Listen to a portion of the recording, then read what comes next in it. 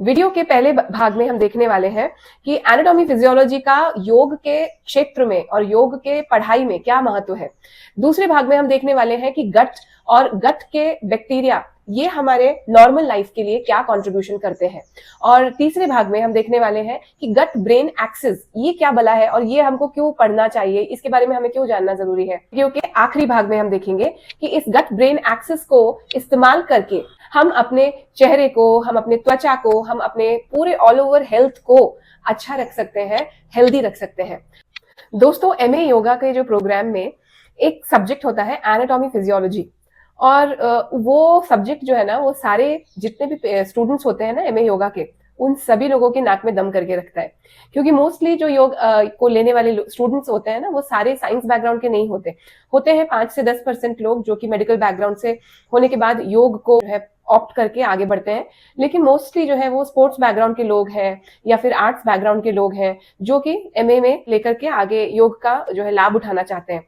तो ऐसे में होता यह है कि एनाटॉमी वाला जो सब्जेक्ट है ना, ये सबके लिए एक सिरदर्द बन जाता है। तो सब लोग इसी बात पे सोच रहे थे, यार ये एनाटॉमी का सब्जेक्ट रखा क्यों।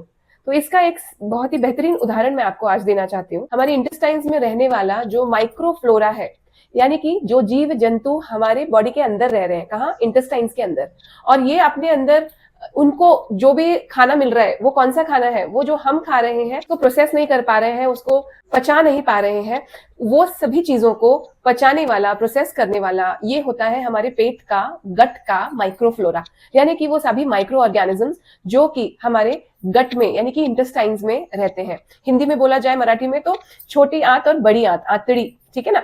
तो यहाँ पर ये रहने वाले ये जो बैक्टीरिया है, और आप देखोगे इस टाइम पे पिछले 10 सालों से अब रिसर्च का एक जो है प्रोडक्ट आया है मार्केट, जिसको हम प्रोबायोटिक्स के नाम से जानते हैं।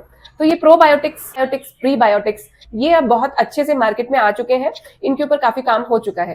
तो ये जो साइंस की रिसर्च चली है, वो क्यों चली है, वो इसलिए ताकि आपके गट के हेल्थ को मेंटेन रखा जा सके। और ये to be honest with you, ये उन लोगों के लिए है जिनकी लाइफस्टाइल पूरी तरह से बिगड़ चुकी है, जो अपनी सनातन संस्कृति को छोड़ चुके हैं, अपनी फूड के रिलेटेड जो कल्चरल हैबिट्स हैं उनको छोड़ चुके हैं। वो किसी भी कारण से, मैं उनके डिटेल्स में नहीं जाऊंगी कि क्यों उनको ये छोड़ना पड़ा, उनकी लाइफस्टाइल क्यों चेंज हुई, वो कारण जो भी हो, but if you are no longer taking the cultural diet जो आपकी दादी लेती थी, नानी लेती थी, आपकी मदर फादर ने भी वही लिया, अगर आप उससे हट चुके हैं तो ये प्रोबायोटिक्स, प्रीबायोटिक्स अब आपको लेना ही पड़ेगा। एक एक्सिस होता है जिसको हम कहते हैं गट ब्रेन एक्सिस, और ये जो गट ब्रेन एक्सिस होता है, ये बेसिकली हमारी इंटेस्टाइन्स का एक कनेक्शन है ब्रेन से। और ये कनेक्शन कैसा कनेक्शन है इस गट ब्रेन एक्सिस में, अब ये इस माइक्रोफ्लोरा जो हमारे पेट में है, इंटेस्टाइन्स में है, ये कैसे हमारे ब्रेन को एक्टिव करता है या हमारे ब्रेन को कैसे सूचना देता है।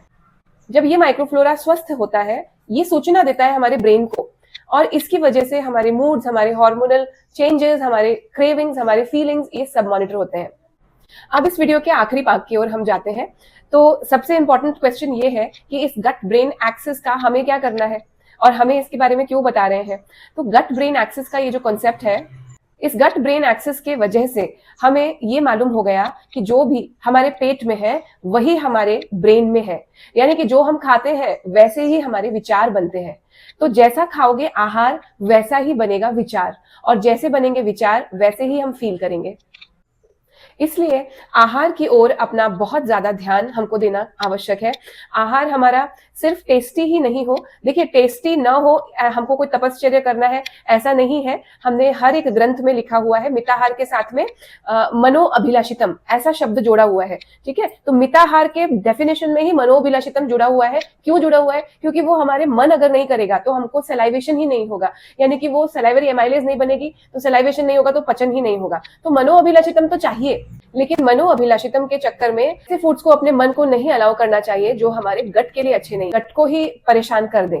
और इसीलिए मिताहार का बेसिक कॉन्सेप्ट ही इतना है कि आपको आहार ही इतना लेना है जो कि आपके पेट का 3/4 भाग ही कवर कर रहा है, जिसमें से सिर्फ आधा ही फूड से भरा है और 1/4 पानी से, और 1/4 को खाली रखना है। This is called mitahar. तो मिताहार के कॉन्सेप्ट में कुछ ऐसी चीजें हैं जो बताई गई हैं, जैसे सात्विक भोजन के बारे में बोला गया है।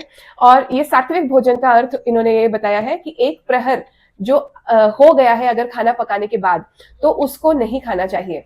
और इसीलिए आप देखेंगे कि आजकल जो रिसर्च में फाइंड आउट हुआ है कि राइस एक ऐसा तत्व है, ऐसा फूड है जिसको आप कभी भी 3-4 घंटे के बाद में कंज्यूम नहीं करना चाहिए, क्योंकि अगर राइस को पका के 3-4 घंटे हो गए हैं तो उसमें बैक्टीरिया सबसे जल्दी ग्रो होता है।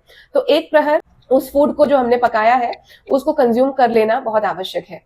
इसलिए हमको खाना जो है वो ताजा बना हुआ खाना खाना चाहिए। यहीं पर एक और बात आपको बहुत इंपॉर्टेंट बताना चाहूंगी। कुछ लोगों को बहुत गर्म खाना खाने की आदत होती है, इमीडिएटली तवे से उतरी हुई रोटी, गरम गरम चाय, गरम गरम खाना। ये जो गरम गरम है ना, ये सात्विक भोजन में नहीं आता, ये राजसिक में आता है। अति गर्म, अति उष्ण बोलते हैं उसको, अति उष्ण, अति लवण और अति तीक्ष्ण, यानी तीखा, नमकदार और बहुत गर्म फूड, ये राजसिक फूड में आता है, सात्विक में नहीं आता। तो इसलिए ऐसे फूड को नहीं हमको खाना है। सात्विक फूड का अर्थ हो गया फ्रेशली प्रिपेयर्ड, लेकिन उसको थोड़ा नॉर्मल टेम्परेचर पे आने दीजिए और फिर आप उसको खाइए। इसके अलावा एक बहुत इंपॉर्टेंट बात यह है कि आपको एक दूसरे का फूड जो है वो जूठा नहीं खाना चाहिए। ये भी सात्विक फूड का ही एक लक्षण है। अभी जूठे फूड के लिए हम बोलते हैं कि प्यार बढ़ता है, तो प्यार के साथ साथ बैक्टीरिया भी बढ़ते हैं, माइक्रोब्स भी बढ़ते हैं। और अगर इतना हम समझदार हैं, हमने इस प्यार को कोविड के टाइम पे कहाँ भेजा था, तो इसलिए ये सभी प्रश्न हमको एक दूसरे से करने चाहिए। और ये जो सात्विक फूड के बातें हैं, इनके लिए हमें ध्यान रखना चाहिए। इसी के साथ साथ आप सात्विक भोजन के अंतर्गत बहुत सारी दूसरी भी चीजें आती हैं।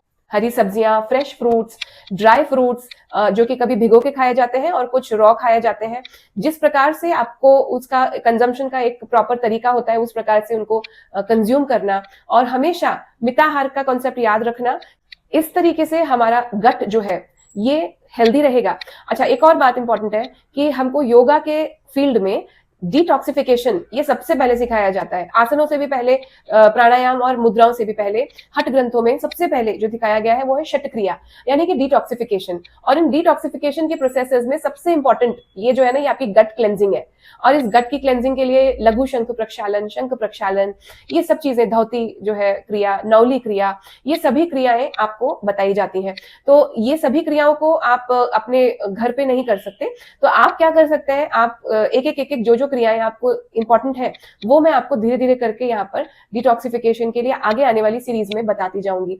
साथ ही साथ मैं आपको बताती जाऊंगी कि यौगिक डाइट के अंतर्गत क्या क्या महत्वपूर्ण चीजें हैं। तो stay tuned with my channel, सुनते रहिए और आपके कमेंट्स में आप जरूर जरूर मुझे रिस्पांस देते रहिए। इस चैनल को प्रमोट करने में मेरी मदद कीजिए और ज्यादा से ज्यादा लोगों तक इसको पहुंचाइए।